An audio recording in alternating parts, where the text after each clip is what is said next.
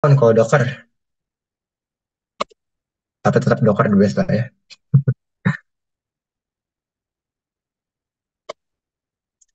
Oke, nah kita coba login lagi. Set. Nah, kita masuk sebagai admin. Nah, di mana admin ini aku yakin adalah user pertama yang didaftarin di website ini. Nah, jadi kita sudah berhasil mendapatkan admin. Bayangin, kalau di rumah sakit ataupun all shop, kita dapat dapat akses admin ya. Waduh, kita bisa beli apa aja itu. Oke, nah sekarang kita bakal lanjut ke materi. Oke, oke, sip. Kita balik ya. Asik-asiknya diundurin dulu. Oke, nah itu cara-caranya. Satu contoh SQLi, eh, directory searching, dan juga SQLi di login page ya. Nah, ini salah satu hal yang penting juga saat develop website, yaitu adalah CIA triad. Kita harus mempertimbangkan confidentiality, integrity, dan juga availability dari website tersebut. Apa sih yang dimaksud CIA ini? Jadi untuk confidentiality itu akan uh, berpengaruh pada data-data user. Seberapa kita bisa menjaga data user, seberapa kita seberapa bisa kita untuk mencegah para penyerang-penyerang itu lebih penyerang-penyerang itu nggak bisa mengakses lah data-data konfidensial kita. Terus ada integrity itu untuk memastikan bahwa eh, otorisasi di website tersebut tuh benar. Nanti ada nanti autentikasi sama otorisasi ada di belakang. Cuman yang pasti kita harus mencegah gimana penyerang itu nggak boleh misalkan user satu punya keranjang di all shop isinya ini. Nah, terus kita ganti parameter user ID-nya jadi dua, kita tiba-tiba bisa lihat user lain. Nah, itu nggak boleh ya. Oke, habis itu untuk availability, ini tuh lebih mengacu pada resource website tersebut. Ini biasa berpengaruh pada DOS nih. Kalau kalian tadi ada yang sebutin DOS, di DOS ya, yang suka DOS. Nah, ini akan berpengaruh pada availability, di mana kalau misalkan pengguna biasa ingin mengakses website tersebut, dan website tersebut sudah diokupai sama penyerang, kita jadi nggak bisa pakai website-nya kan. Nah, itu krusial banget. Gimana cara kita bisa improve CIA threat ini di secure code kita? Nah, kita bisa ngelakuin beberapa hal-hal di bawah ini nih. Encrypt data, entah encrypt data pengguna dan ataupun passwordnya. Terus juga ada otorisasi memastikan bahwa user itu mengakses resource yang memang seharusnya mereka bisa akses. Kemudian ada data validation untuk memastikan ya bahwa kalian login sebagai user, ya kalian dapat akses sebagai user, bukan sebagai admin. Dan juga ada active monitoring. Nah, monitoring ini biasa kalau di cyber ada namanya Blue Team, tim SOC monitoring. Nah, mereka yang bakal notice ketika ada serangan yang ada traffic yang nggak bener nih, ada traffic yang nggak biasa. Dia bakal langsung report ke tim pentester, tim developer untuk langsung eh, cegah biar misalnya kita mau perform SQL injection ya. Kan SQL tadi ada yang sebutin fitur apa? Tools SQL Map ya. Nah, SQL Map tuh kan biasa ngirim request-nya banyak banget. Nah, itu biasa bakal langsung kedetek sama SOC. Benar, Security Operation Center, Inter OCOD. Nah, kita akan lanjut lagi ke input and output handling. Nah, ini tuh sangat berhubungan dekat sama salah satu vulnerability kita yang udah tadi ada aku mention di awal-awal. Kira-kira apa, ayo? Yang berhubungan banget sama input dan output. Tahu nggak? Selain SQL ya, selain SQL injection. Kalian tahu nggak nih? Apa nih? XSS, wah benar. Cross-site scripting. Nah, jadi input dan output handling ini sangat berdekatan banget ya sama cross-site scripting. Nah, kita bisa lihat resikonya kalau misalkan kita tidak melakukan sanitasi pada input ataupun output. Nah, itu ada bisa di injection vulnerabilities, data leakage, DOS. DOS ini tuh kalau kalian pernah tahu di Face, jadi tuh misalkan ada sebuah website dan dia tuh rentan terhadap XSS, jadi bisa di-embed pakai gambar mereka. Jadi kita nggak bisa ngakses website yang sama sekali. Itu salah satu contoh dari DOS. Nah, terus ada best practice-nya juga, parameter sanitation, queries, encoding, blacklisting, what or blacklisting input, nah itu biasa lah ya. Nah, daripada kalian penasaran, kita langsung terjun ke demo lagi. Demonya ini aku bakal kasih lihat salah satu contoh basic cross-site scripting aja sama cara kita mensanitasi kodenya. Oke, kita langsung coba kita ke ini dulu. Bukan. Nah, kita pindah ke XSS. Udah kena cross-site scripting aja ini. Ntar, ini aku hapus dulu deh datanya deh. Tadi sempat nyoba-nyoba dikit. Hehe. Oke, harusnya kalau kita reply, nah udah aman ya. Nah, jadi cross-site scripting itu apa? Cross-site scripting itu kita kebanyakan website di dunia sekarang tuh udah pakainya HTML, CSS, dan yang paling krusial tuh JavaScript, di mana JavaScript itu bisa memodifikasi elemen-elemen yang ada di dalam website. Nah, ini nih biasa yang sering dimanfaatin sama para attacker ya. Untuk celah keamanan itu adalah cross-site scripting. Nah, kita bisa lihat dulu source code yang vulnerable itu kayak gimana. Kita bisa lihat sini vulnerable cross-site scripting. Nah, di sini tuh eh, cara kerja dia sama ya. Untuk masukin data ke database ya pakai udah aman nih, udah aman dari SQL injection. Tapi belum tentu aman dari cross-site scripting. Karena ya cross-site scripting itu direndernya sama HTML bukan oleh backend. Jadi ini lebih fokusnya ke front end. Nah, di sini ada basic script untuk cross-site scripting yang bakal aku tunjukin ke kalian. Jadi ini tuh scriptnya bakal ngapain? Jadi script ini tuh kalau di tag HTML ya, dia bakal menjadi bagian dari HTML, bagian dari websitenya. Jadi ini nggak bakal kelihatan di front end, melainkan langsung terexecute. Alert ini fungsinya untuk memberikan alert, nanti aku kasih lihat alertnya bakal kayak gimana, dan nanti bakal nunjukin tulisan XSS. Jadi kalau misalkan ada pop-up nanti yang ada XSS-nya, itu berarti website-nya rentan terhadap cross-site scripting. Nah, langsung kita praktekkan saja.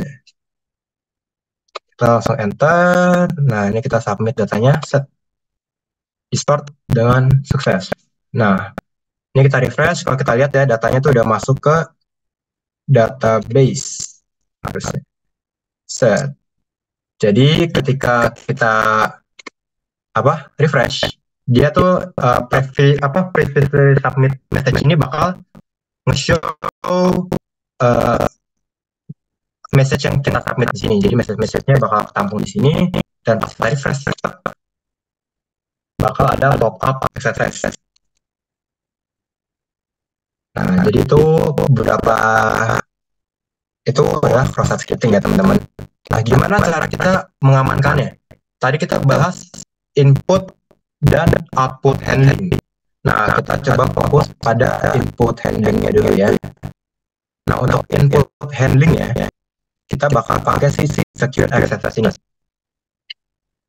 Ini salah satu cara doang ya. Di sini tuh ada function di dalam PHP namanya HTML special character, di mana dia bakal ngeeliminasi teks seperti greater sign, lower sign yang bisa membentuk HTML tag. Itu bakal dihilangin sama si function ini. Jadi ini akan mengamankan input kita untuk masuk ke database. Langsung kita coba aja. Ini kita ubah action-nya ke secure.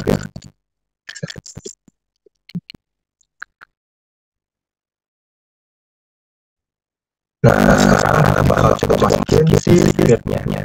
Set, kita submit. Nah, kita lihat database dia kesimpannya sebagai apa.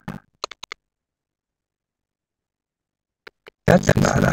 Oke, kita share cuma buat di upload doang. Belum selesai. Maaf. Selesai dulu. Nah, aku masukin lagi. Bisa bentar. Ada bahasa di sini. Jadi kita bakal coba sanitasinya dari sisi front-end. Nah, jadi dari sisi front-end itu dia bakal ngeposi yang udah di filter ya. Apa yang kita karakter yang scriptnya itu. Nah, jadi dia bakal ngebuat si scriptnya ini jadi plain text, bukan JavaScript. Nah, jadi fungsinya tema-temanya adalah untuk membuat si karakter spesial itu jadi plain text. Jadi makanya kita amannya di execute, jadi nggak ke execute. Nah, ini tuh baru salah satu contoh dari mengamankan website dari proses scripting. Nanti masih banyak lagi cara-caranya yang lebih advance. Bahkan mungkin para suku di sini juga tahu cara yang lebih advance. Tapi untuk sekarang kita akan belajar yang biasa aja ya. Nah, itu aja untuk proses scripting. Kita bakal balik ke materi lagi.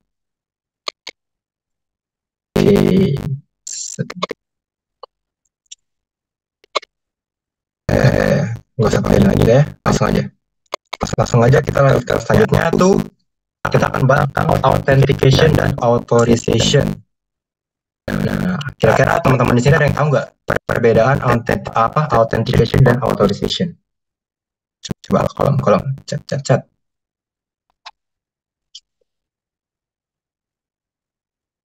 Tahu nggak nih? Tahu nggak?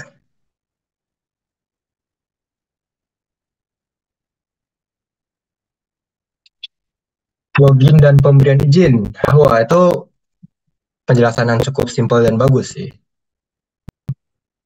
Ada yang tahu lagi tentang authorization dan authentication? Bentar tadi Google. Ya, nggak apa ya. Jadi benar banget sama yang dibilang sama Kak Hilmi ini. Jadi authentication itu adalah proses untuk memvalidasi data untuk memastikan bahwa data yang kita masukin ini udah cocok sama database atau sama browser API lain. Itu proses autentikasi. Kita daftar sebagai apa, kita login sebagai apa.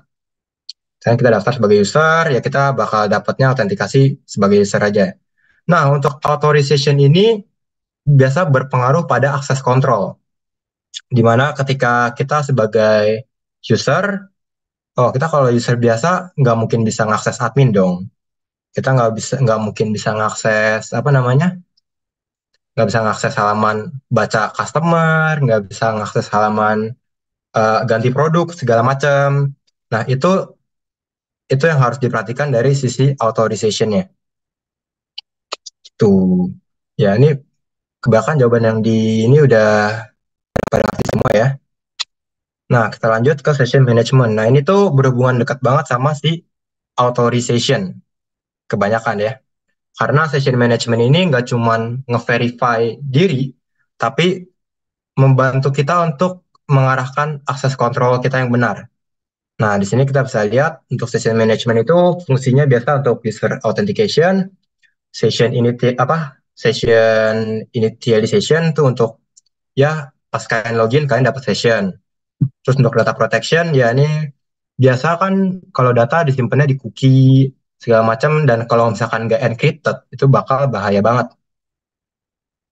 Nah, aku bakal kasih contoh kalian satu harusnya ini untuk cukup familiar sih. Kayak source code doang sih, karena dia pakai JWT ya. Nah, jadi ada satu metode enkripsi session namanya JWT, JSON Web Token. Nah, JSON Web Token ini tuh uh, bener sih mereka mengenkripsi data kita.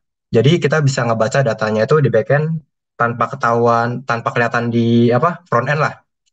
Jadi penyerang-penyerang pun juga nggak bakal bisa lihat, oh ini cookie isinya apaan. Nah, tapi walaupun udah ke encrypt pun, JWT itu juga belum sepenuhnya aman. Misalkan untuk JWT yang biasa ya, JWT yang nggak secure, kita bakal ada data ID sama username. Nah, secret key ini ya kayak buat misalkan secret key-nya ya your secret key. Nanti kita nanti bakal digabung data dan secret key-nya untuk membentuk sebuah enkripsi tersendiri. Dan data itu bisa di-decrypt pakai secret key-nya itu sendiri.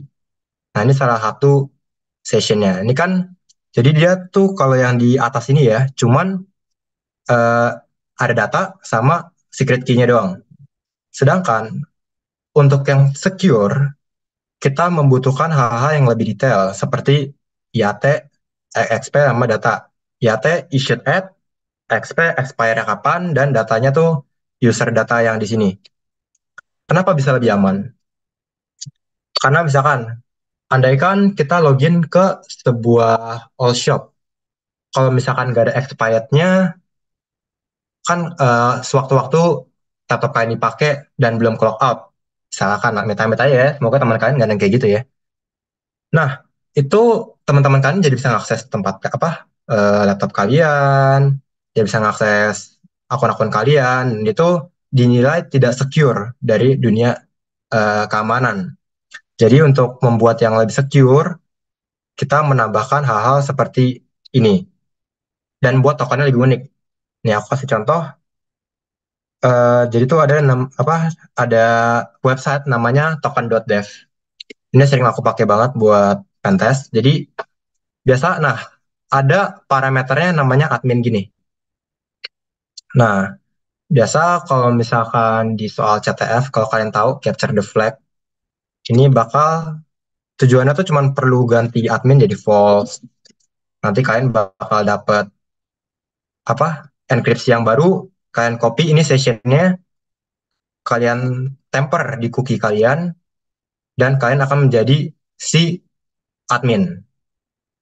Jadi itu salah satu contoh session yang tidak aman ya.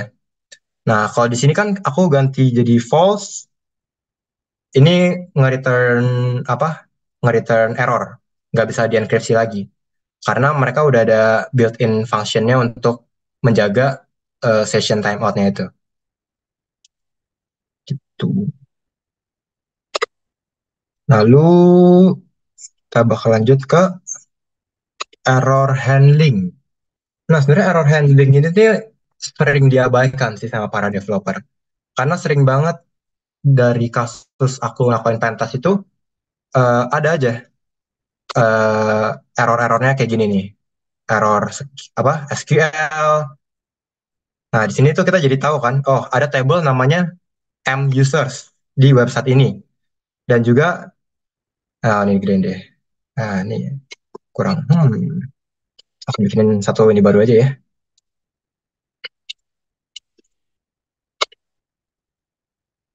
Nah, kita nih kalau dari informasi di sini kita bisa mengetahui beberapa hal ya. Kayak misalkan nih pakai apa? Ada punya table M users dan dia possibly bisa di SQL injection. Atau biasanya kalau udah ketemu kayak gini sih aku langsung lempar ke SQL map sih. Biar langsung keluar semua lah komen-komen SQL-nya. Nah, biasanya error handling ini tuh bisa ditangani dengan cara kita lempar ke sebagai bad request kalau misalkan ada SQL injection, dan juga kalau misalkan directory yang nggak ada, misalkan directory di sini deh, di OAS Juice deh, kita coba balik deh. Ada nggak ya? Nah, misalkan kita mau akses directory eh, yang biasanya bahaya tuh, misalkan directory KTP lah. Ini kalau dia bukan return error semua. Nah, Contoh directory FTP aja deh. FTP ini kan harusnya nggak boleh apa nggak boleh kelihatan ya kalau directory ini tuh ada. Tapi karena si errornya tuh nggak handle dengan benar, kita jadi bisa tahu bahwa directory FTP itu ada ternyata teman-teman. Dan ini bisa menjadi salah satu sumber informasi buat para hacker. Oleh karena itu kita juga jadi penting banget hal-hal kecil kayak gini tuh untuk diperhatiin ya oleh para developer. Tuh. Nah, itu sekian untuk penjelasan penyerangan dan cara untuk nge-handle secure codingnya. Nah, kita bakal masuk ke SDLC. Di sini anak-anak BINUS pasti tahu dong SDLC itu apa. Nggak mungkin nggak tahu dosen kalian siapa sekarang. Ada yang tahu SDLC? Bosen? Iya, ini makanan sehari-hari anak BINUS. Gimana nggak bosen nih? Software Development Lifecycle, bener banget. Jadi SDLC ini adalah eh, tahapan cara membuat aplikasi. eh, Ibarat istilahnya mengembangkan aplikasi lah. Kalian mau bikin aplikasi apa ternak hacker, ternak uang, pasti bakal melewati tahapan-tahapan ini terus. Bakal ada planning, design, implementation, testing, integration and testing, dan bakal balik ke planning awal kalau misalkan ada fitur lagi. Nah, ini untuk sistem pengembangan yang biasa.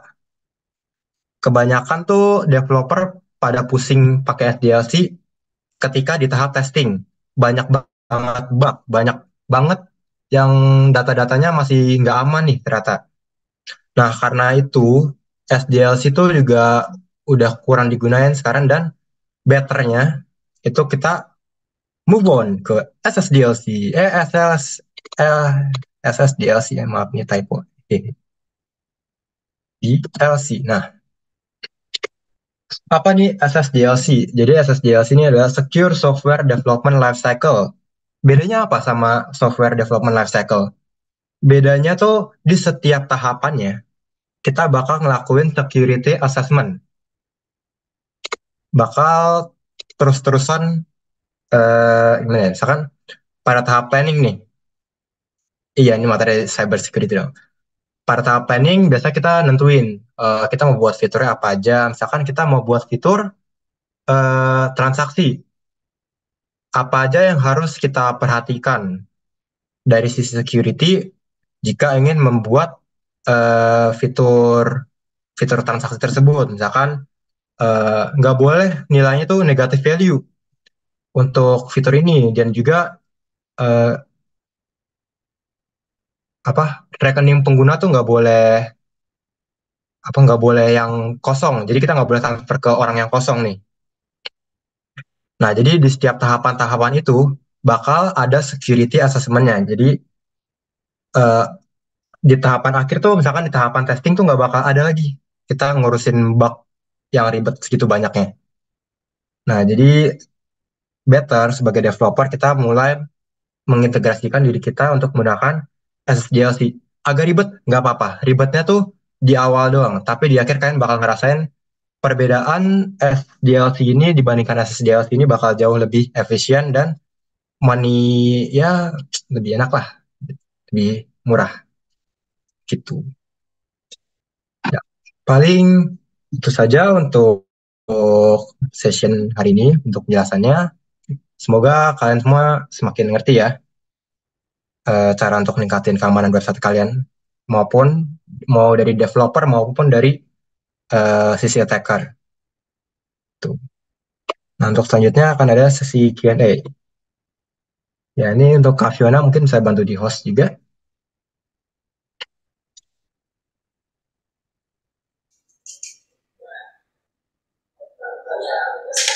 Oke, halo. Kedengaran ya suaraku? Oke, sudah Oke, masuk. mantap banget Kak Christian. Thank you banget. Terima kasih. Masuk ke sesi Q&A, tapi sebelum itu Kak Christian aku izin share screen juga ya. Oh, boleh, boleh. Ini aku Ya.